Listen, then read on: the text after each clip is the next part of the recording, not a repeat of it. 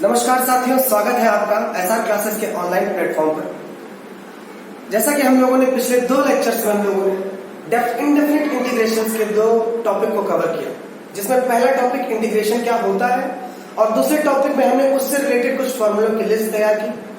आज का जो हमारा लेक्चर है वो जो फॉर्मूले हम लोगों ने पिछले लास्ट क्लास में हम लोगों ने कवर किए थे, उसी फॉर्मूले से रिलेटेड कुछ क्वेश्चंस को आज हम लोग टच करेंगे और उनको सॉल्व करेंगे। सबसे पहले मैं चाहूंगा कि आप उस फॉर्मूले से रिलेटेड किस टाइप के क्वेश्चन बन सकते हैं वो उनके बारे में जानें। जो आज का हमारा पहला टॉपिक होगा वो है हमारा टॉपिक, मैं चाहता हूं आप मेरे साथ साथ देखें इसको और लिखते चलें। जितना अच्छा आप मेरे साथ जुड़ना चाहेंगे, आप मेरे साथ जुड़कर मेहनत करेंगे, उतनी ही अच्छी आपको नॉलेज मिलेगी। मेरे साथ जुड़ने के लिए सबसे पहले जरूरी चीज है कि आप जब भी मेरे वीडियो को देखें, आप अपने पेन और कॉपी को लेकर बैठें और जो भी चीज मैं इस बोर्ड पर लिख पा रहा हूं आप उसको अपने साथ लिखें। और कुछ ही दिनों में आप ये देख पाएंगे कि आपने बहुत ही थोड़ी थोड़ी चीजों को मिला करके एक बड़ी चीज तैयार की है और आप बेहतर इंटीग्रेशन के कॉन्सेप्ट को समझ पाएंगे। तो आइए इसी क्रम में, इसी सीरीज में हम एक टॉपिक स्टार्ट करते हैं। और आज का जो हमारा टॉपिक है वो है आपका integral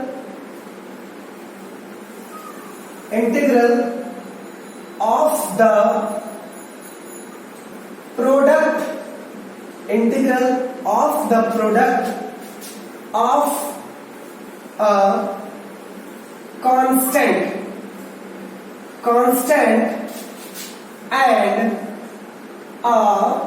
constant and a function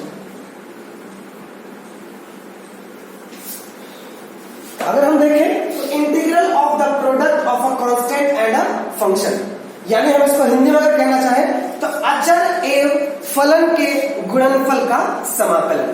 अचर एवं फलन के गुणनफल का समाकलन। कांस्टेंट मतलब अचर, फंक्शन मतलब फलन, यानी अचर और फलन के गुणनफल का समाकलन। ठीक है, यानी integral of the product of a constant and a function.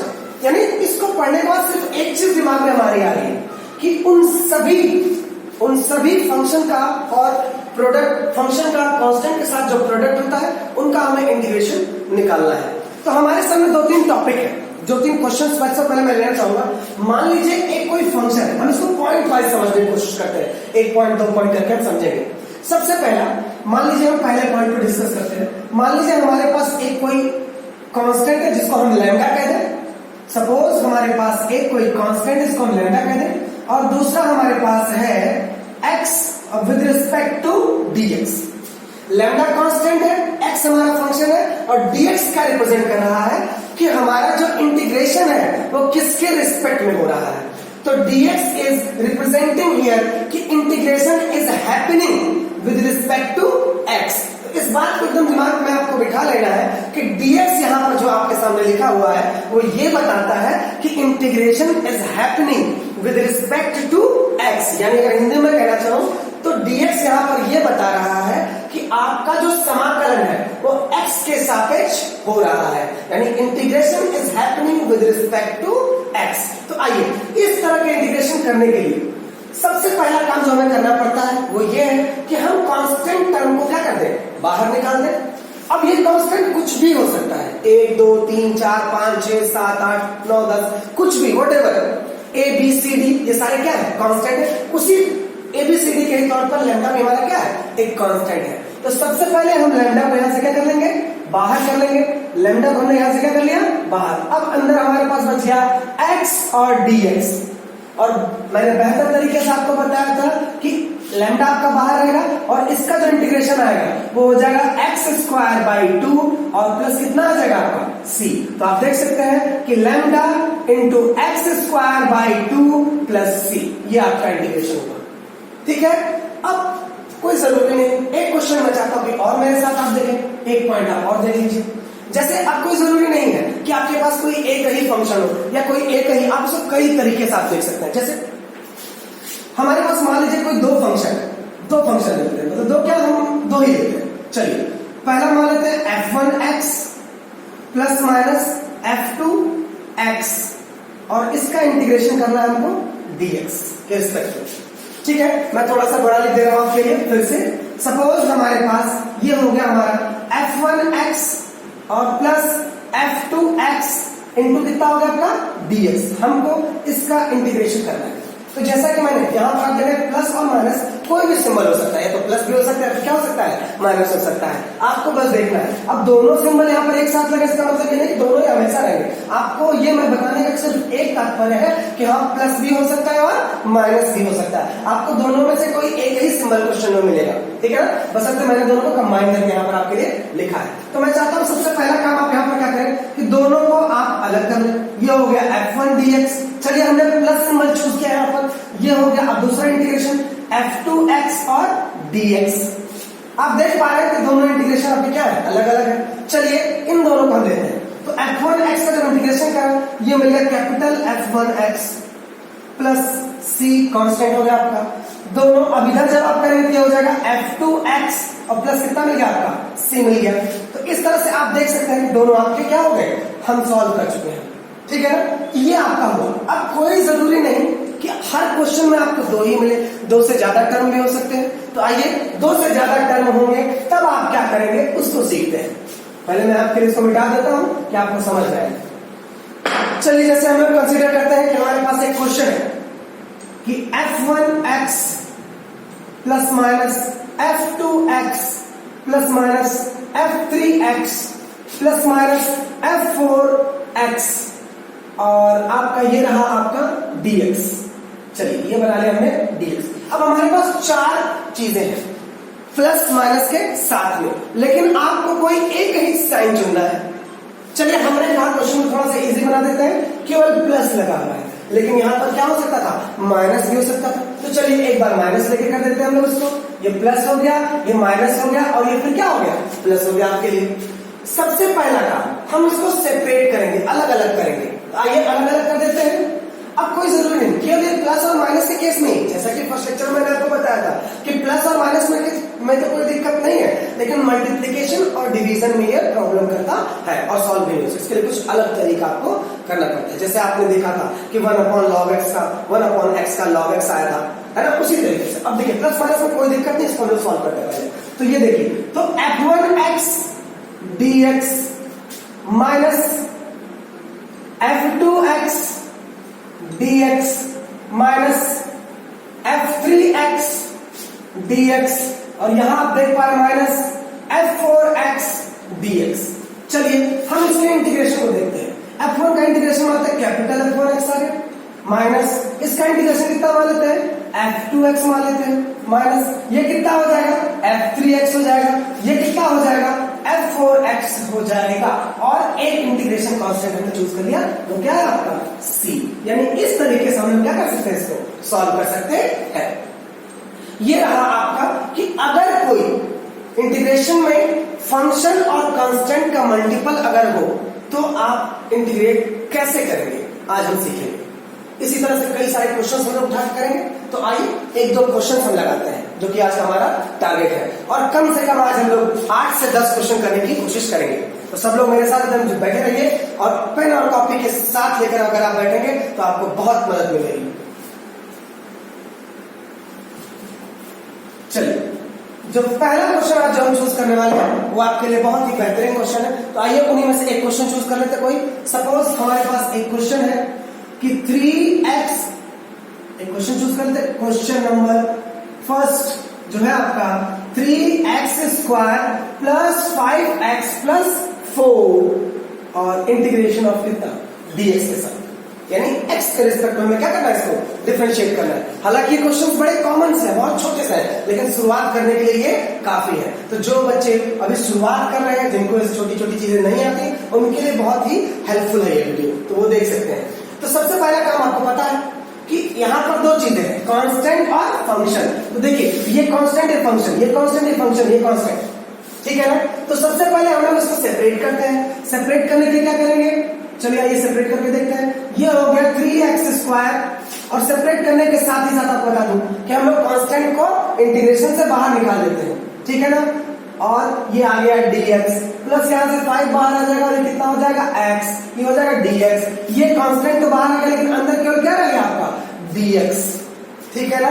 तो आइए आगे बढ़ते हैं। इसका इंटीग्रेशन आपको पता ही हो गया आपका 3 बाहर लिख दिया, और यहाँ पर पावर कितना है 2, पावर में एक जुड़ा दिया हो गया 3, और वही पावर कहाँ आ गई आपकी नीचे, प्लस 5, यहाँ पावर कितनी थी 1, 1 में 1 जुड़ा तो 2 अपॉन कितना हो गया 2, और ये कितना आ गया आपका 4, और dx का इंटीग्रेशन आप बहुत अच्छे से जानते हैं कितना होता है आपका x, और प्लस क्या लगा आपने c। बहुत ज्यादा और सॉल्व करने के लिए आपको बताने की जरूरत नहीं, 3 से 3 क्या हो गया कट गया, तो फाइनल हमारा रिजल्ट मिला x cube 5/2x square plus 4x और प्लस कितना मिल गया आपको c। ये हमारा क्या हो गया आंसर। ये बहुत ही छोटा सा क्वेश्चन था आपके लिए, और शुरुआत करने के लिए काफी, शुरुआत अगर कोई कर रहा है, कोई स्टूडेंट अगर शुरुआत करना चाह रहा है और बहुत बेसिक से सीखना चाह रहा है, तो this question is really helpful. ठीक है ना, तो आइए मेरे साथ एक नेक्स्ट क्वेश्चन हम लोग चूज करते हैं फिर से। चलिए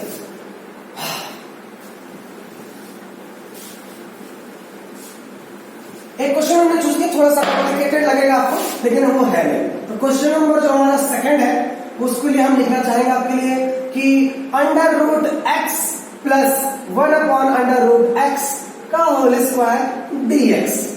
this is my question.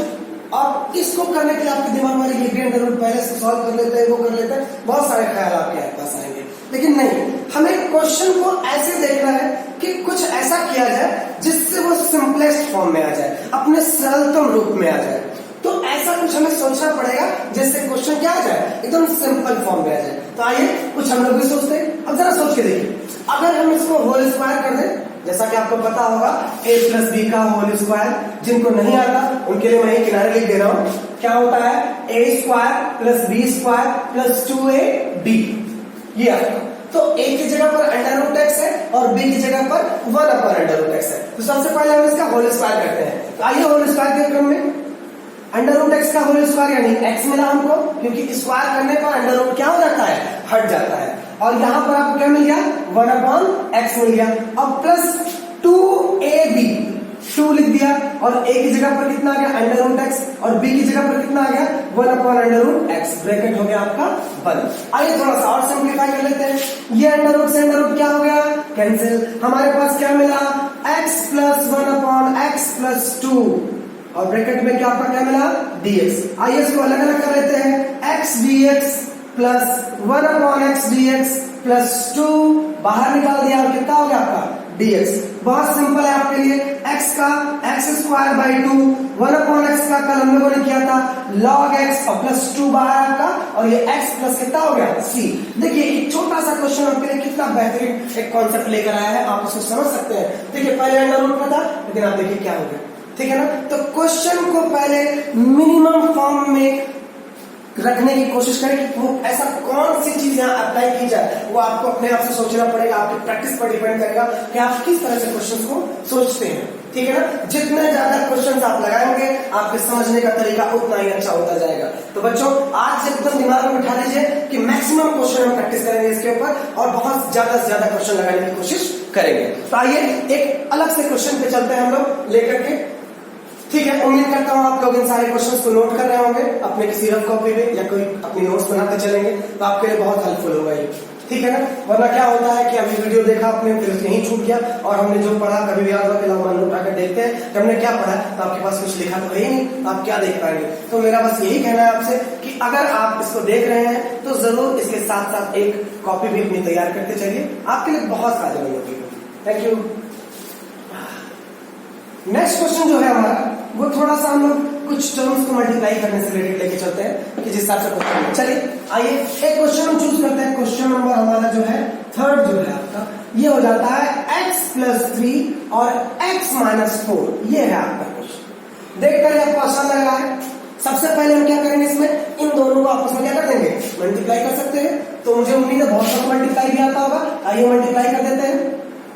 Multiply x का x के साथ x², x का 4 के साथ -4x, 3 का x के साथ +3x, और 3 का -4 के साथ यानी 12 इंटू कितना हो गया आपका dx। आइए थोड़ा सिंपल कर लेते हैं इसको नीचे लिख करके।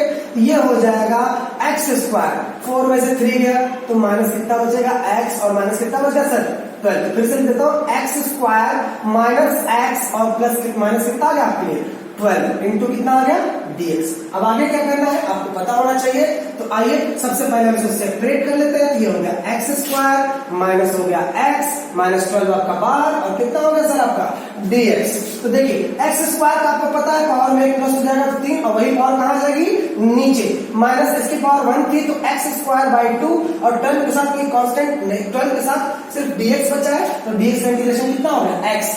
c बिल्कुल ना भूले, अगर मैं भूल जाऊं तो मुझे करेक्ट ना करके आप खुद को करेक्ट कर ले, क्योंकि आपको सीखना है इसको ज्यादा, ठीक है ना। और आपकी कॉपी चेक होने के लिए जाएगी, ठीक है। तो मैं आपको बता रहा हूँ, बार बार रिपीट कर रहा हूँ वर्ड्स पे कि C is compulsory to write here, ठीक है ना। मैंडेटरी सिचुएशन है कि आप इसको यहाँ पर लिखें।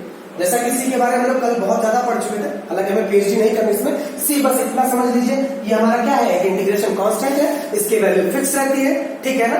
फिक्स मतलब मध्यस्थ बिंदु, ठीक है ना। सी की वैल्यू हमने आपको कल इस पर भी बताया था कि सी की वैल्यू कैसे माइनस भी ले सकते हैं प्लस भी ले सकते हैं, और माइनस इसमें इनबिल्ट होता है, पहले से ही माइनस के साथ में लिया जाता है, क्योंकि प्लस में भी नंबर होते हैं और माइनस में भी नंबर होते हैं, ठीक है। तो आइए इसी क्रम में एक क्वेश्चन और चूज करते हैं हम लोग। तो चलिए एक क्वेश्चन और उठा लेते हैं जिससे आपको थोड़ी सी मदद मिले, ठीक है बेटा। इसको आप थोड़ा सा क्वेश्चन को थोड़ा थोड़ा एक लेवल इसका बढ़ाते हैं, एकदम आराम आराम से इसके लेवल को हम लोग बढ़ाते चलेंगे और सीखते चलेंगे, ठीक है। आइए अब जो हमारा क्वेश्चन है वो है question number 4। 1 minus X square का whole cube, sorry 1 minus X square का whole cube upon X square into dx। आपको बिल्कुल दिमाग में एक ख्याल रखना है कि हाँ कैसे करेंगे इसको। अब ऊपर देखिए, ये क्वेश्चन आप तब कर पाएंगे जब आपको a cube minus b cube का फॉर्मूला पता हो, या a माइनस b का होल क्यूब का फॉर्मूला आपको पता हो। तो उम्मीद करता हूं आप सबको पता होगा। तो चलिए मैं ये मान कर चल रहा हूं कि आपको फॉर्मूला क्या है याद है, और मैं इसको डायरेक्टली करने की कोशिश करता हूं। चलिए फॉर्मूले के साथ साथ हम लोग आगे पहले से फॉर्मूले से खोल देते हैं। तो होल क्यूब है तो a cube minus b cube, a cube minus b cube, तो a क्यूब इंटीग्रेशन अपनी जगह लगे रहने देंगे, a cube minus b cube यानी इसकी पावर कितना हो जाएगा 3 2 जा 6, ठीक है ना। a cube minus b cube minus 3a और b, ये कितना हो जाएगा एक्स स्क्वायर और ब्रैकेट में a माइनस b, ठीक है ना, अपॉन एक्स स्क्वायर dx, ठीक। अब आइए ब्रैकेट जैसे ही खोलेंगे तो हमारा क्या मिल जाएगा आपको, ये मिल जाएगा 1 माइनस एक्स की पावर 6 माइनस 3x स्क्वायर और प्लस 3x की पावर 4 अपॉन एक्स स्क्वायर। अब एक्स स्क्वायर से बारी बारी को हम डिवाइड कर लेंगे, यहां पर देख लीजिए आप, हम डिवाइड कर सकते हैं, इसको हम लिख सकते हैं 1 अपॉन एक्स स्क्वायर। अब एक्स के साथ डिवाइड करेंगे तो ये हो जाएगा एक्स की पावर 6 अपॉन एक्स स्क्वायर। यहां देख लीजिए माइनस सबके साथ dx आप याद रखिएगा, dx को बिल्कुल न छोड़ेगा, dx play a very important role, ठीक है ना। अब ये कितना हो जाएगा आपका 3x square upon X square dx plus, चलिए आपके लिए मैं यहां लिख देता हूं, प्लस 3x की power 4 upon X square into dx, ठीक है ना। ये थोड़ा सा मिस हो गया, आप देखिए नीचे जगह नहीं थी, मैंने नीचे दिया है, इसको एकदम दिमाग में रखिएगा। आइए उसको फिर से मैं यहां लिख दे रहा हूं। आप देख पा रहे हैं कि 2 पावर यहां थी, यहाँ 6 पावर थी, 2 पावर में से 6 पावर में से 2 पावर क्या होगा खत्म, ये 2 से 2 पूरा पूरा क्या हो गया खत्म, ये 2 पावर में से 4 पावर में से 2 पावर क्या हो गया चला गया। अब जो बचा है उनको हम यहां लिख सकते हैं, आइए लिख देते हैं। ये आपका बच गया 1 upon X square dx minus x की पावर 4 dx माइनस 3 आप बाहर कर ले जनाब, तो ये हो जाएगा dx, 3 यहां से भी बाहर कर ले, अब ऊपर कितना बच गया एक्स स्क्वायर dx। अब इंटीग्रेशन करने का हमारे सामने समस्या है कि इसको इंटीग्रेट कैसे किया जाए। तो एक्स स्क्वायर है, याद कीजिए एक्स स्क्वायर किसका डेरिवेटिव था 1 अपॉन एक्स का जो डेरिवेटिव होता है, sorry D of dx 1 upon x को कितना होता है माइनस 1 अपॉन एक्स स्क्वायर, तो इसका इंटीग्रेशन कितना हो जाएगा माइनस 1 अपॉन एक्स, क्योंकि integration is a reverse process of differentiation. आइए यहां चले, अब इसकी पावर x की पावर 4 है तो कितना हो जाएगा 5, और वही 5 कहां जाएगा नीचे माइनस 3, अब dx का कितना हो जाएगा x, इसकी पावर यहां पर 3 थी, ठीक है ना, पावर कितने, सॉरी पावर 2 है, इसकी 3 बाहर है आपका, वो हम निकाल के इसकी पावर कितना हो जाए 3/3। और ज्यादा सॉल्व करने के लिए आपको कर सकते हैं आप, लेकिन आपको बताने की जरूरत नहीं कि और आगे क्या सॉल्व करेंगे।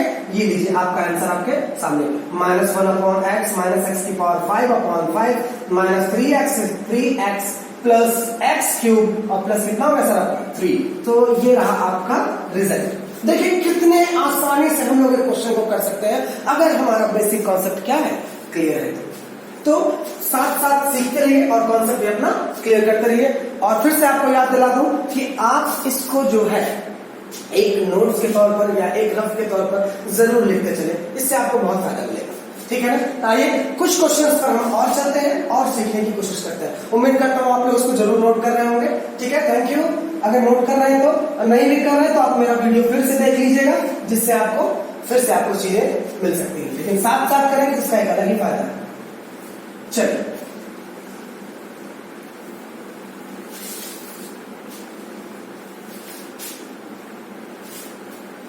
आइए अब थोड़ा सा हम लोग क्वेश्चंस को, आज केवल वो क्वेश्चंस हम लगाएंगे जहां पर फंक्शन और कांस्टेंट का मल्टीपल हो, यानी कांस्टेंट और फंक्शन का मल्टीप्लाई किया गया हो। उन्हीं क्वेश्चंस को हम लोग क्या निकालेंगे, उनका इंटीग्रेशन निकालेंगे। आप देख पा रहे होंगे कि दो चीजें यहाँ पर मैक्सिमम आपको मिल रही है, या तो कोई कांस्टेंट किसी फंक्शन के साथ मल्टीप्लाई है ना। तो आज केवल उन्हीं टॉपिक्स को कवर करेंगे जिसमें केवल फंक्शन और किसी कांस्टेंट का मल्टीपल, ठीक है ना। तो आइए इसी में एक क्वेश्चन और चूज करते हैं। हमारे सामने एक क्वेश्चन लिखा गया है, चलिए क्वेश्चन नंबर आपका शायद 4 है। ये क्वेश्चन बड़ा ही बेहतरीन है, इसमें हम लोग थोड़ा सा ट्रिक का यूज करेंगे और सीखेंगे कैसे क्वेश्चन को। क्वेश्चन हमारे पास है x -1/x+1 dx। देख पा रहे हैं आप इसको, देखिए कितना प्यारा क्वेश्चन है और कितने आसान तरीके से आप इसको क्या कर सकते हैं, सॉल्व कर सकते हैं। तो आइए इसी क्वेश्चन को थोड़ा सा सॉल्व करते हैं, ठीक है। चलिए अगर आप देख पा रहे हैं तो आपके पास न्यूमरेटर भी है और डिनोमिनेटर भी है, और ऊपर का x-1 है और नीचे का x+1 है, यानी कुछ कट भी नहीं रहा आपका। तो यहां पर आपको अपने दिमाग से एक चीज यूज करना है, जिसको हम लोग कह सकते हैं ट्रिक, एक ट्रिक यूज करना है कि ऐसा अपर में क्या जोड़ा जाए, न्यूमरेटर में ऐसा क्या जोड़ा जाए कि वो डिनोमिनेटर भी क्या हो जाए, इक्वल हो जाए, या कुछ टर्म रिड्यूस हो जाए। तो ये फेनोमेना हमें हर जगह यूज करना है। ये जो ट्रिक है आपको देखिएगा आने वाले कई सारे क्वेश्चन पे आपको यूज करने को मिलेगा। तो मैं चाहता हूं कि मेरे साथ इसको बहुत इत्मीनान के साथ, बहुत ही फोकस करके सीखिए कि आप देखिए अगर यहां पर ऐसा पूछा जाएगा, अगर हम अपर में एक जोड़ दें और एक घटा दें, एक जोड़ेंगे न्यूमरेटर में और एक क्या करेंगे, घटा देंगे, तो एक अंश में जोड़ेंगे और एक क्या कर देंगे, घटा देंगे। तो आइए, तो ये हो जाएगा x+1 हमने जोड़ दिया और एक घटा दिया और माइनस पहले से था आपके पास, ये हो गया x+1 × dx। आप देख पा रहे हैं, थोड़ा सा इसको और एम्फसाइज